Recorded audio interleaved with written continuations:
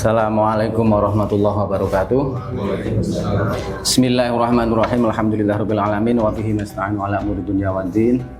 Wassalatu wassalamu ala asyrofil anbiya'i wal mursalin sayyidina wa maulana Muhammadin wa ala alihi wa ashabihi ajma'in wa ba'du. Hadratul muhtaramin, para alim, para ulama, para kiai, para ustadz, para ustazah, pimpinan Rumah Sakit Islam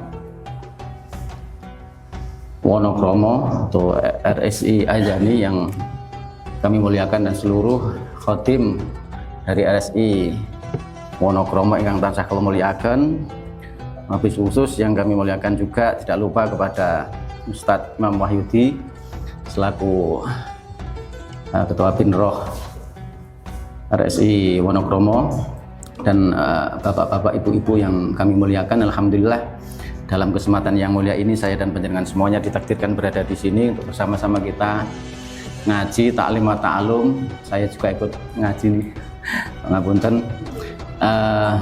Namun tidak mengurangi kualitas kajian kita pada siang hari ini. Memperkenalkan diri, nama saya Fathul Qadir. Ini saya baru perdana, apunten, untuk mengisi kajian pada kajian rutin Rabu di RSI Wonokromo ini. Kemudian untuk tema yang diamanahkan kepada kami tentang masalah fikih, tentang masalah hukum Islam terkait hal-hal yang ada kaitannya dengan kesehatan mungkin nanti, dan apapun yang terkait dengan fikih nanti kita diskusikan bersama.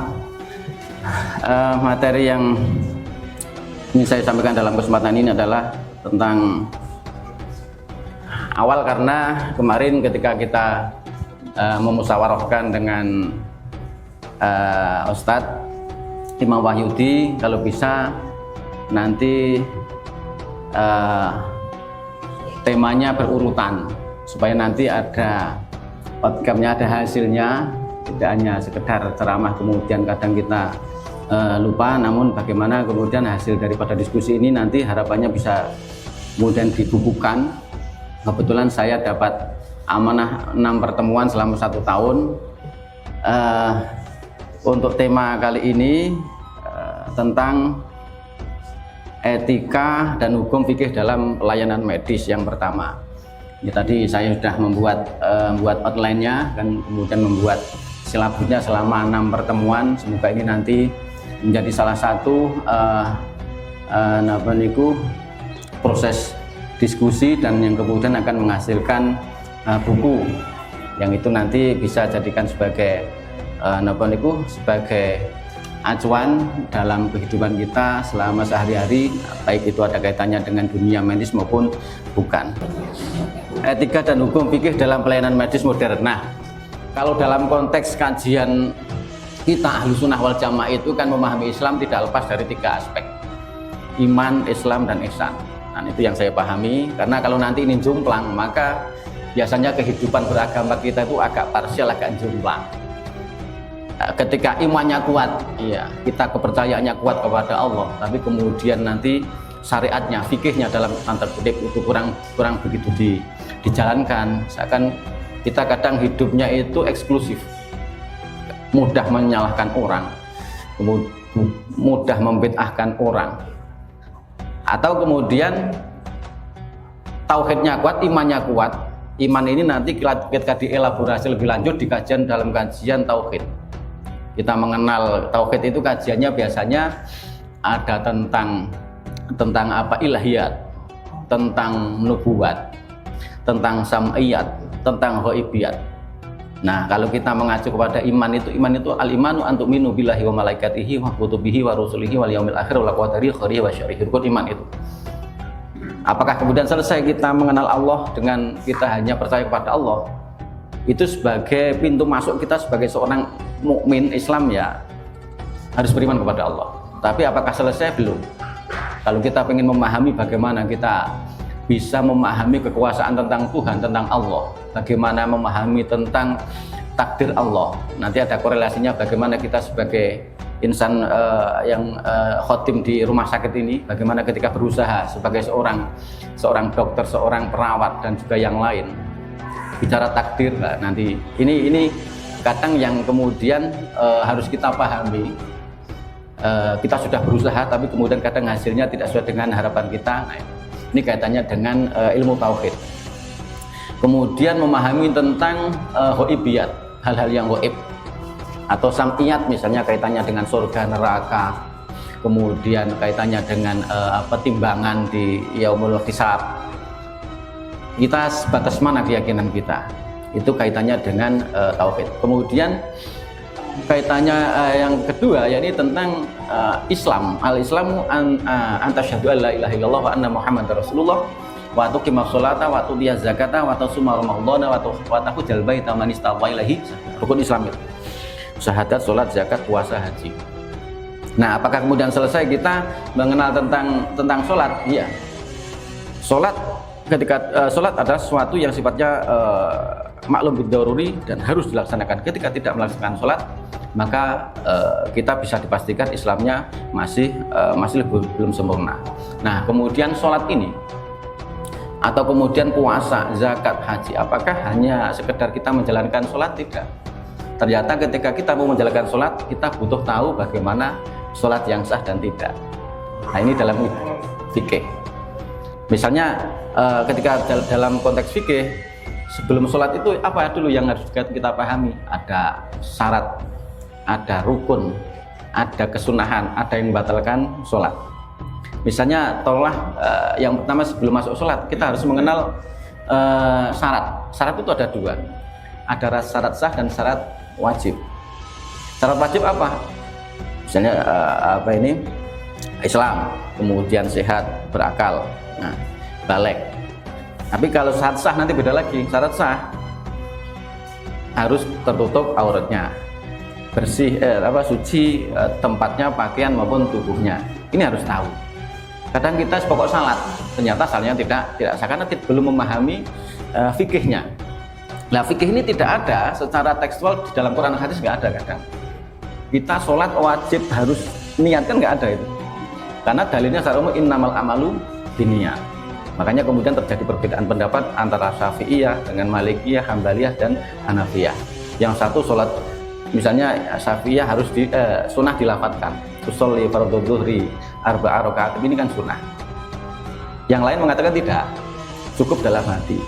Kadang terjadi perbedaan di sini. Ini wilayah fikih yang sifatnya dzanniyat. Dzanniyat itu sifatnya asumtif. Bisa benar, bisa tidak. Tapi kalau benar dapat dua, kalau salah dapat satu. Ini wilayahnya mustahid. Kemudian ditarik dalam konteks misalnya dunia medis, sama, syariat itu harus dipakai. Keyakinan iman harus kuat. Saya di sini diberikan amanah oleh Allah, saya harus, ya karena sudah diberikan amanah, harus sebagai bentuk ikhtiar semaksimal mungkin, nanti saya sampaikan dalam beberapa materi ini. Tapi kemudian secara syariatnya harus jalan. Nah, syariatnya jalan. Keyakinan ini menurut analisa saya ini bisa sembuh atau tidak misalnya. Tapi ikhtiar harus dijalankan. Antara iman dan syariat harus jalan. Nah, kemudian nanti yang aspek yang ketiga adalah tasawuf, ihsan. Ihsan itu kemudian dielaborasi lebih lanjut oleh para ulama dalam ilmu tasawuf dan akhlak.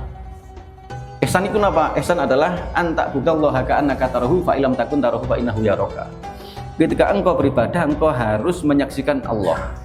Menyaksikan ini dalam arti adalah kita khusyuk, hati kita khudur, pikiran kita konsentrasi kepada Allah. Terus bagaimana kalau tidak bisa melihat Allah?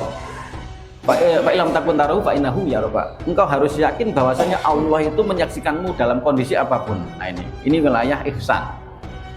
Makanya dalam dalam khasanah Ahlus Sunnah wal Jamaah, nah itu biasanya iman, Islam, ihsan harus gandeng. Orang yang iman, pemahaman imannya bagus, syariatnya juga bagus, tapi kadang ihsannya tidak. Nah, kadang orangnya jadi hatinya masih banyak kotoran. Nah, makanya dalam ilmu tasawuf kan kemudian ada kita harus taubat, kita harus ikhlas, kemudian harus wirai. Nah, ini wilayah batiniyah. Karena ketika bicara ihsan, bicara tasawuf itu adalah bagaimana membersihkan hati. Saya kira sama dalam konteks apapun, para hadirin, para hadirat, para jamaah, Tiga ini harus bareng. Kita sebagai maksudnya sebagai ibu rumah tangga, sebagai kepala rumah tangga, sebagai karyawan, sebagai pimpinan, tiga ini harus bareng. Nah, sebelum kita masuk nanti dalam bidang fikih. Jadi bidang fikih itu bidang yang sifatnya legal formal. Itu adalah wilayah fikih itu adalah al-ahkam asy-syar'iyyah al-amaliyah al-muktasab min adillatiha atau fulah, itu fikih. Fikih itu produk jadi. Jadi misalnya kita mau contoh kita mau mengoperasi pasien ini boleh atau tidak, haram atau halal. Nah, ini butuh istihad, butuh istimbat, bagaimana kita menganalisa dari berbagai aspek. Ini boleh, ini jaiz. Misalnya hukum, salah satu contohnya eutanasia misalnya. Ini harus di ini kalau umurnya masih hidup lama, pertimbangannya ini. Kemudian apakah boleh eutanasia itu? Nah, ini fikih. Halal, jaiz, boleh atau haram. Nah, tapi sebelum sampai kepada fikih ini butuh istimbat, analisa. Nah, analisa dalam konteks fikih maka harus melibatkan apa? Ayat, hadis, harus memahami asbabun nuzul, asbabul wurud hadis. Sehingga ketika kita menghasilkan sebuah produk fikih, ya, itu benar-benar memang hasil analisa yang tajam dan itu dilakukan oleh ahlinya. Makanya ketika sering ada diskusi di Basul Masail misalnya bagaimana hukum pakai lem, salah satu lem fibrin yang untuk operasi itu. Nah, itu boleh atau tidak? Di situ misalnya ada kandungan minyak babi misalnya, yang kemarin kita bahas di Komisi Fatwa MUI, pernah kita bahas. Dan banyak hal-hal yang lain yang butuh dianalisa dalam perspektif fikih. Nah, ini fikih. Nah, fikih ini sesuatu yang sifatnya legal formal dan ini sifatnya adalah dzoniyat. Dzoniyat itu asumtif. Asumtif itu kita mengupayakan mengerahkan segala kemampuan untuk menganalisa sehingga menghasilkan produk hukum. Al-ahkam asy-syar'iyyah al-amaliyah al-muktasab min adillatiha tafsiliyah. Hukum-hukum syar'i yang sifatnya aplikatif, langsung siap pakai. Yang itu diambil dari dalil-dalil yang terperinci. Dari mana? Dari nas Al-Qur'an dan Al-Hadis. Contoh misalnya ngeten, aqimus shalah. Dirikanlah sholat. Kata-kata dirikanlah sholat ini, sholat itu perintahnya wajib, ya, harus, kemudian hanya seyogyanya saja, atau kemudian mubah. Ayatnya aqimus shalah, dirikanlah sholat. Tapi tidak serta-merta kita bisa memahami satu teks ayat itu kemudian kita pahami secara tekstual saja. Kadang malah jadi keliru. Nah, ini hati-hatinya ulama kita bagaimana menganalisa sebuah problem kemudian dengan pendekatan ayat, pendekatan hadis.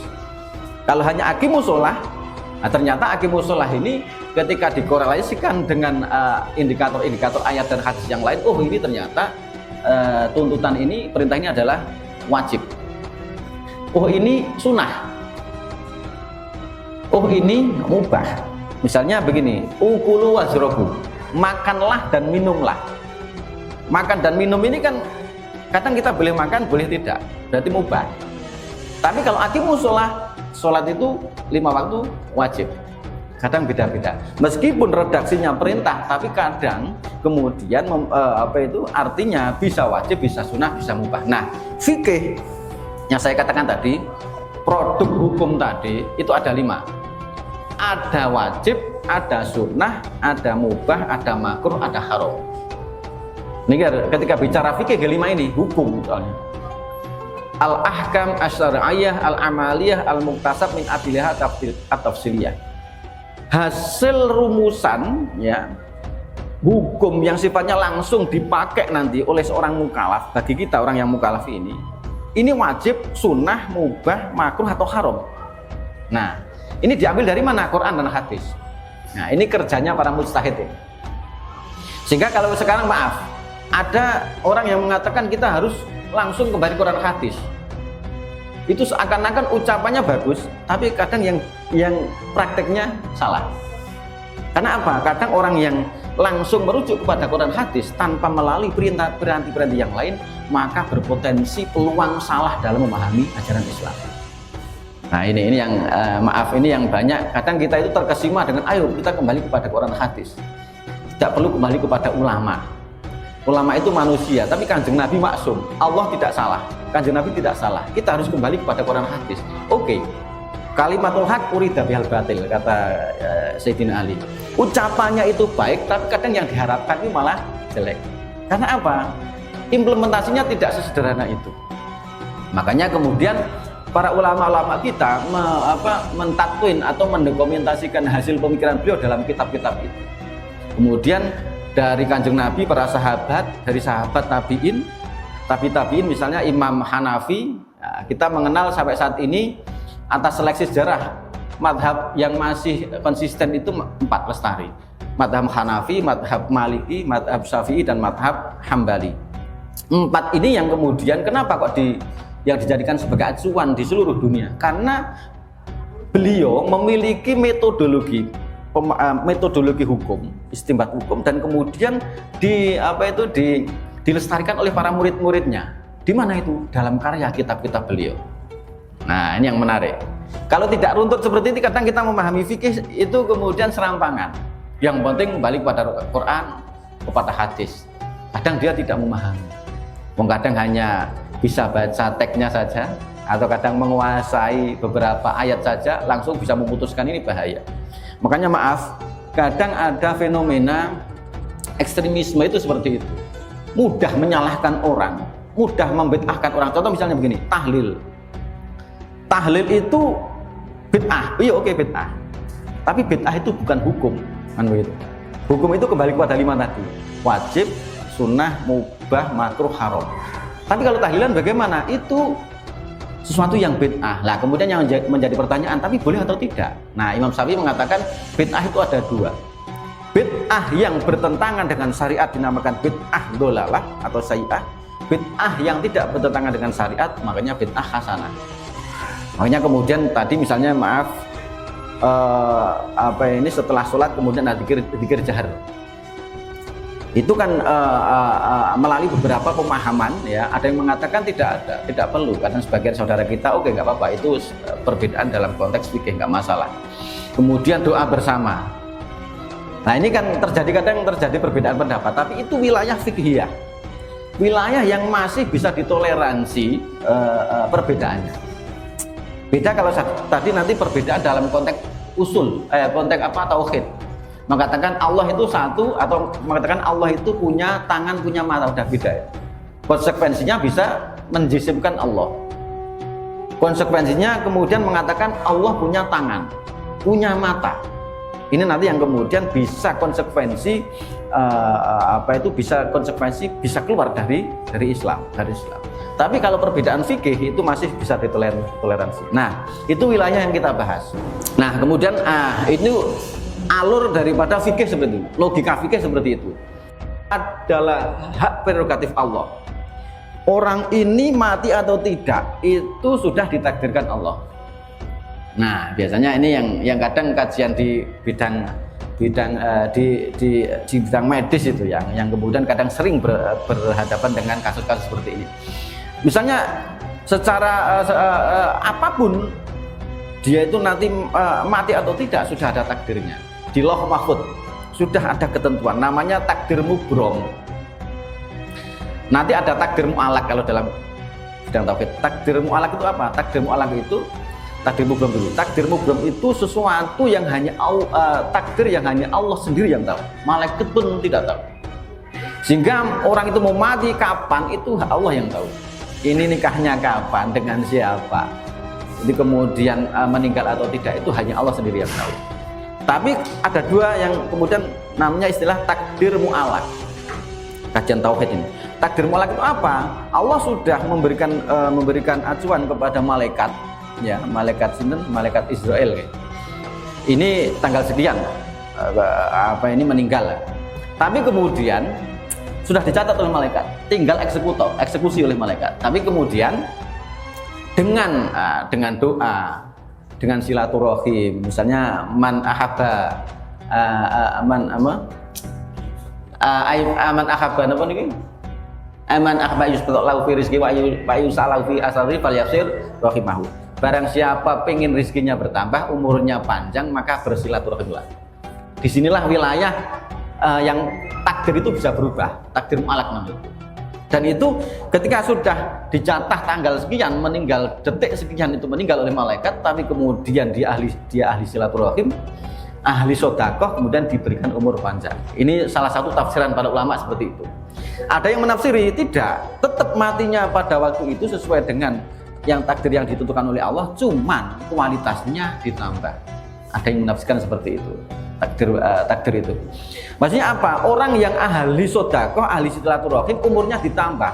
Secara kualitas ditambah, tapi secara kuantitas tetap. Ada yang menafsirkan seperti itu, ada yang menafsirkan memang umurnya ditambah, kuantitasnya ditambah. Nah, ini kalau kita memahami tauhid. Nah, ini bidang tauhid.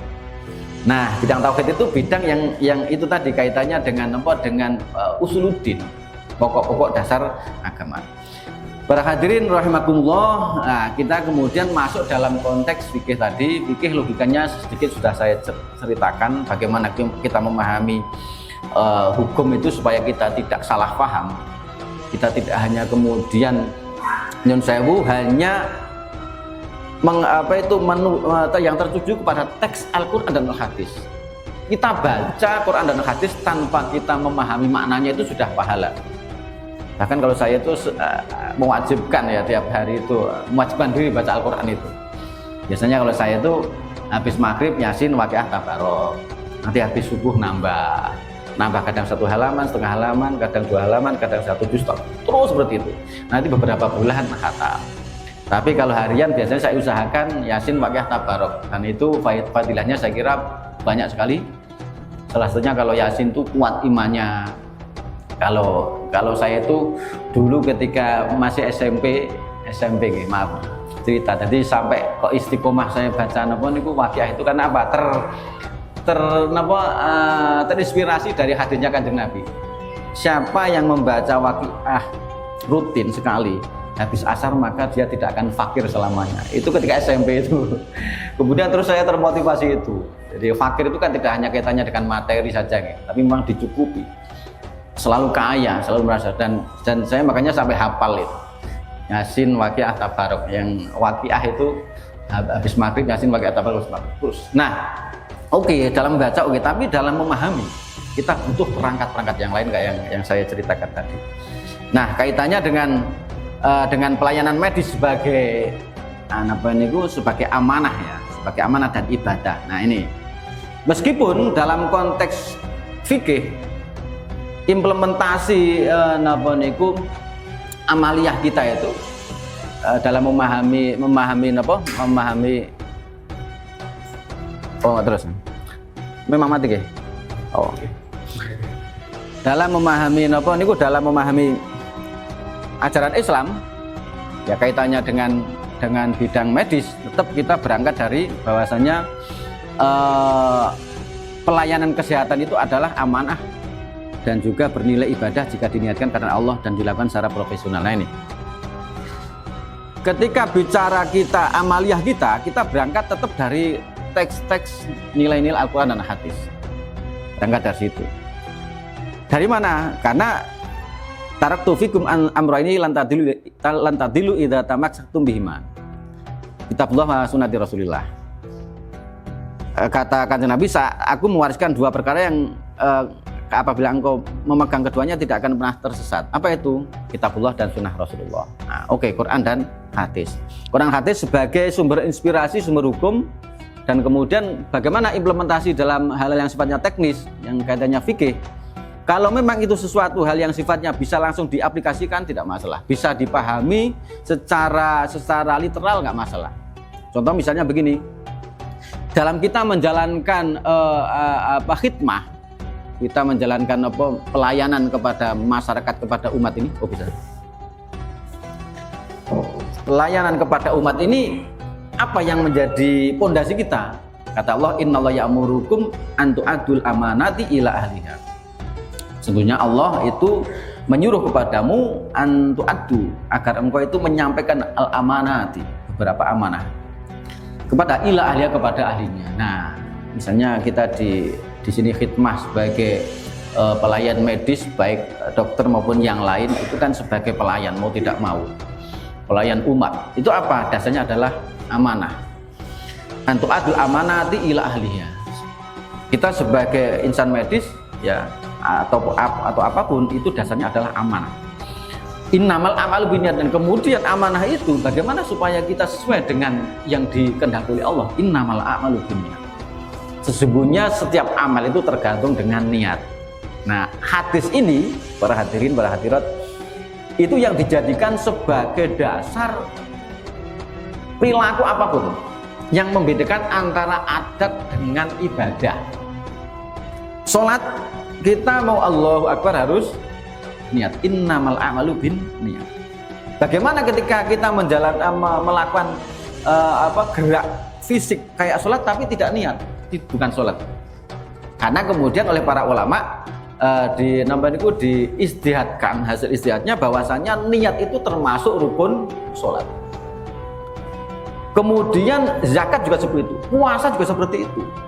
Kita menjalankan puasa itu kan menahan imsak anil muftir, mulai dari terbit fajar sampai kemudian terbenam matahari, ini puasa. Tapi ketika tidak diniati, bukan puasa. Sama. Nah, kemudian kita berkhidmah di rumah sakit Islam ini, apa yang kemudian menjadikan kita ini aktivitas di sini ibadah dan tidak? Itu dikembalikan kepada fondasi yang utama adalah niat. Jadi innamal a'malu binniyat. Sehingga dalam kitab kaidah fikih yang salah. Jadi 2/3 agama. Jadi hadis ini adalah 2/3 agama. Karena hadis ini itu dijadikan sebagai fondasi, sebagai pijakan pemahaman ajaran Islam 2/3. Jadi innamal a'malu binniyat. Orang itu tergantung niatnya mau ngapain. Nah, kadang rusaknya amaliyah kita itu karena niat yang salah. Jadi itu yang menjadi dasar bahwasanya ketika kita mau menjalankan aktivitas apapun sesuai dengan kapasitas kita, dengan keahlian kita, kemudian kita orientasinya adalah karena lil amanah. Nah, setelah amanah baru kemudian kita bagaimana menjaga amanah itu dengan niat. Innamal a'malu binniyat. Fa innamal likulli imri'in ma nawa. Setiap orang itu tergantung kepada niatnya. Nah, ini yang niat itu apa? Niat itu ya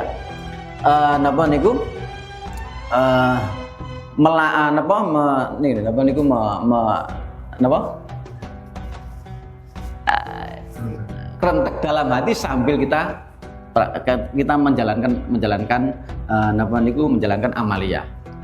Jadi ketika Allahu Akbar, contoh sholat, Allahu Akbar, pas niatnya seperti ini. Makanya ketika dalam Syafi'iyah, ketika kita sholat itu Allahu Akbar itu pas begini, itu mulai dalam hati. Niat itu dalam hati, bukan di mulut. Usolli fardhu dhuhri 4 raka'at mustaqbil berarti ada makmum lillahi ta'ala. Saya niat sholat fardhu dhuhur 4 rakaat ya, jadi makmum karena Allah Ta'ala.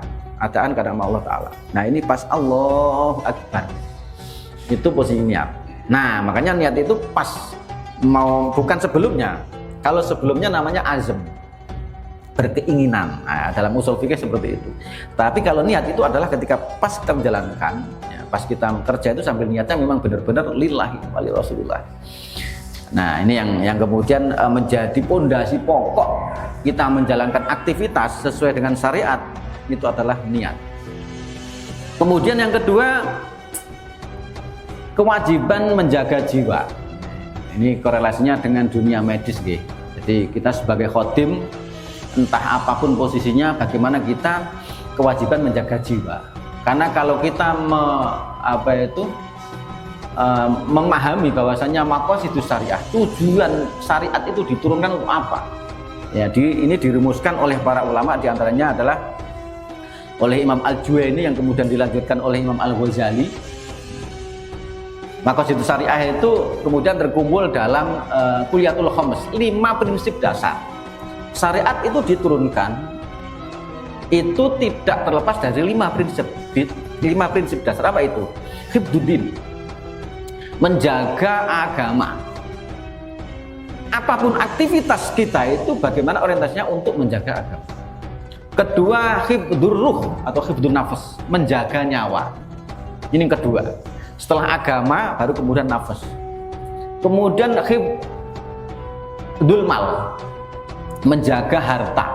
Makanya kemudian ketika orang mencuri harus ada hukumannya potong tangan. Nah, ini implementasi dari hifdzul mal. Kemudian ada hifdzul akal, menjaga akal atau menjaga intelektual. Maka kemudian kita dengan adanya pendidikan itu bentuk daripada hifdzul akal, menjaga intelektualitas. Untuk Islam diturunkan tujuannya salah satunya adalah hifdzul akal. Nah, hifdzul akal diimplementasikan dalam bidang pendidikan itu. Ya ini kadang nanti tariannya bisa dalam konteks itu masalah keuangan, sampai ke sana. Bagaimana istilahnya bagaimana penerapan bidang keuangan dalam pendidikan masuk juga.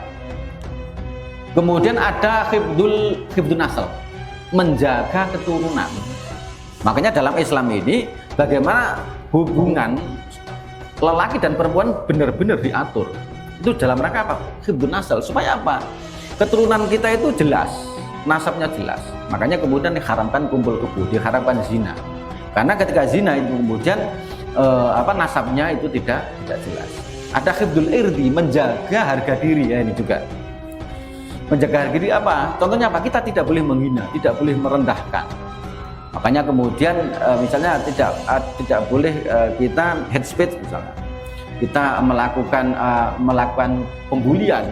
Ini dalam konteks hifdzul irdi, menjaga harga diri. Nah, dari 5 itu, hifdzuddin, hifdzur ruh atau hifdzun nafas, menjaga nyawa, hifdzul akal, hifdzul mal, dan hifdzun nasl. Hifdzul mal biasanya ganti-ganti hifdzul mal wal irdi. Ini ada yang menambahi. Nah, jadi pertama, tujuan pensyariatan itu adalah hifdzuddin. Ketika kita beribadah dalam rangka apa? Kita menjalankan hifdzuddin ini. Makanya mau tidak mau kita sebagai manusia ya, wa ma khalaqul jinna wal insa illa liya'budun. Saya tidak menciptakan jin dan manusia kecuali untuk beribadah.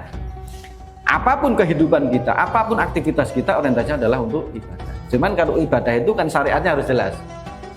Harus niatnya yang benar, kembali kepada tadi niat dan yang lain. Kemudian ada hifdzur ruh. Nah ini, bagaimana kita sebagai insan medis dalam posisi apapun, kita dalam konteks menjaga nyawa. Makanya kemudian dalam Al-Maidah itu ayat 32, man ahyaha faka'annama ahyan nas jami'an. Dan barang siapa menjaga kehidupan seseorang, ya, nafas atau nyawa seseorang, faka'annama ahyan nas jami'an, maka dia diibaratkan itu menjaga kehidupan seluruh manusia. Begitu luar biasanya Islam itu menghargai nyawa. Sehingga apa? Dalam konteks Islam maksudnya kan ada kisos, orang membunuh harus dibalik bunuh. Ini karena apa? Karena Islam itu benar-benar menghargai nyawa. Orang membunuh tidak kemudian bisa melenggang, tidak. Meskipun dalam konteks Indonesia kita masih proses ini sebagai tatbik ya. Nanti ini wilayah fikih juga. Ini panjang kalau dibahas. Nah, intinya itu. Jadi ketika kita menjaga bagaimana seorang pasien itu tetap hidup, berarti apa? Akan kita itu menjaga nyawa seluruh umat manusia. Ini kata Allah dalam Al-Maidah ayat 32 ini. Kemudian dalam hadis Kanjeng Nabi dawuh melalui rawahu Al-Bukhari, ma anzalallahu da'an illa anzalalahu dawa'an. Allah tidak menurunkan penyakit kecuali Allah juga menurunkan obat. Nah, dasarnya kita dalam dunia medis ya ini. Satu, kita menjaga nyawa. Orientasinya adalah karena hifdzur ruh tadi atau hifdzun nafas.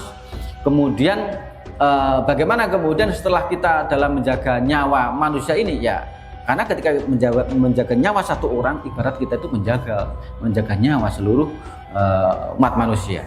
Dan kemudian kaitannya dengan penyakit, Kanjeng Nabi dawuh Allah tidak menurunkan penyakit, melainkan Allah juga menurunkan obat. Nah, inilah wilayah kita, wilayah panjenengan semuanya di dunia medis ya, ini wilayahnya bahwasanya kita tuh ikhtiar. Meskipun nanti dalam konteks tauhid ya kita harus pasrah. Allah mau menentukan ini sembuh atau tidak, wilayahnya Allah. Tapi kita berkewajiban ikhtiar semaksimal mungkin.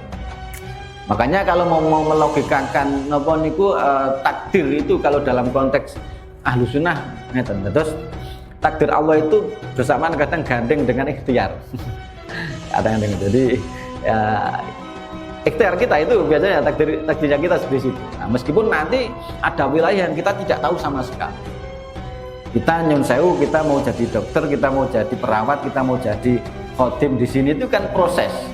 Kita sekolah, kita melamar, ini kan syariat nih.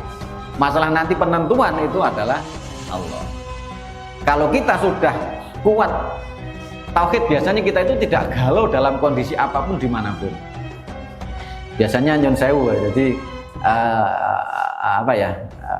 kelihatannya kadang utang itu Islami, tapi kenapa ketika tertimpa masalah kemudian dia kolab? Kadang dia mudah patah semangat, mudah putus asa karena kadang wilayah iman ini belum kuat. Kalau kita bisa memahami nilai-nilai keimanan, pemahaman tauhid kita kuat, dalam kondisi apapun biasanya enjoy saja. Kita bisa melihat bagaimana performan lah para sesepuh-sepuh kita, ya kadang kiai-kiai kita itu berhadapan dengan problem yang begitu besar, tapi kadang beliau itu menjalani dengan soft, dengan enjoy, karena kadang wilayahnya itu yang kuat. Kalau kita kadang masih logika kita yang main. Tapi kalau sudah logika mentok, urusannya adalah takdirnya Allah. Nah, itu yang kadang kadang belum imbang. Kalau belum imbang biasanya kita tuh yang penting fikihnya kuat, ikhtiarnya kuat, tapi kadang akidahnya enggak. Kadang kemudian tidak seimbang. Atau tauhidnya kuat, fikihnya kuat, tapi tasawufnya tidak. Jadi sombong.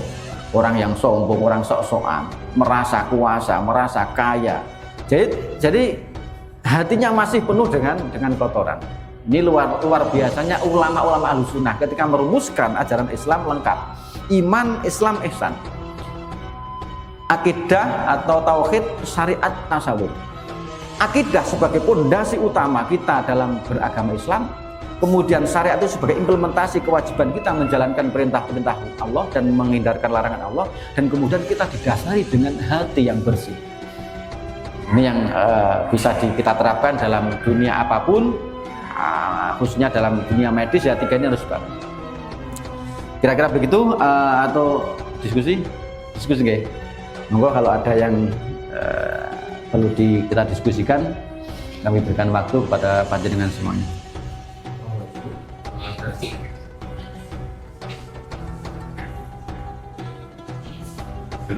Atau lanjut cekap. Oh, oke. Nggih, Bun. Saya kira ini sebagai kajian perdana. Ngapunten niki nek kula biasa diskusi to. Wis ngoten niki napa niku dulu katanya Ustadz masih model napa niku ceramah, makanya mungkin nanti kalau ada diskusi kita begini ngapunten. Terus karena saya aktif di LBM Jawa Timur, saya sekretaris LBM Jawa Timur PWNU, kemudian saya juga di Komisi Fatwa, sehingga nanti misalnya ada pertanyaan-pertanyaan yang mauquf atau belum bisa terjawab di sini, saya angkat. Bisa nanti di PCNU, karena saya wakil ketua Tanfid, bisa di PCNU saya nanti melibatkan teman-teman LBM, kemudian kalau di PWNU karena saya sekretaris sendiri, atau di Komisi Fatwa nanti bisa. Jadi kajian-kajian biasa, kajian-kajian baik di NU, di PW atau di Komisi Fatwa, kita biasanya mengambil dari ini ke diskusi ini kita naikkan. Supaya apa? Nanti hasilnya kemudian kembali kepada masyarakat lagi, supaya kemudian masyarakat ini ketika mau menjalankan itu sudah mantap karena sudah dikaji oleh para ahlinya. Nah, dari hasil diskusi seperti ini, kalau nanti selanjutnya bisa lebih dinamis, ada hal-hal yang bisa dijawab di sini, oke. Kalau misalnya belum, nanti kita naikkan di lembaga Basul Masail maupun di Komisi Fatwa MUI Jawa Timur. Cekap, Kalau kita ngeten para hadirin nyun pangapunten menawi ada kesalahan dari kami, dari saya pribadi, dan marilah kita tutup doa jenengan mohon. Kita akhiri dengan doa Al-Fatihah. A'udzubillahi minasyaitonir rajim. Bismillahirrahmanirrahim. Alhamdulillahirabbil alamin arrahmanirrahim maliki yaumiddin. Iyyaka na'budu wa iyyaka nasta'in ihdinas siratal mustaqim siratal ladzina an'amta 'alaihim ghairil maghdubi 'alaihim waladdallin. A'udzubillahi minasyaitonir rajim. Bismillahirrahmanirrahim. Alhamdulillahirabbil alamin hamdan yafi'u ma huwa kafi majdah. Ya Rabbana lakal hamdu kama yanbaghi li jalali wajhika wa qudus sultanika. Allahumma shalli wa sallim wa barik ala sayyidina Muhammad salatan tunjina biha bijil ahwali wal afat wa taqabbilana biha jami'al hajat wa tudhhiruna biha min jami'i sayyi'at wa tarfa'una biha ala darajat wa tuballighuna bi qusal ghayat jami'il khairatil hayati wa mamat. Allahumma ja'alna wa dzurriyyatina wa ta'lamitana wa alatana min ahli ilmi wal khair wa la taj'alna wa min ahli al-jahl wa barik lana fi isma'ina hadha ya Allah Rabbana dzalamna anfusana wa lam taghfir lana wa tarhamna lanakunanna minal khasirin. Rabbana atina fid dunya hasanah wa fil akhirati hasanah pada benar. Subhana rabbika rabbil izzati amma yasifun wa salamun alal mursalin walhamdulillahi rabbil alamin. Assalamualaikum warahmatullahi wabarakatuh.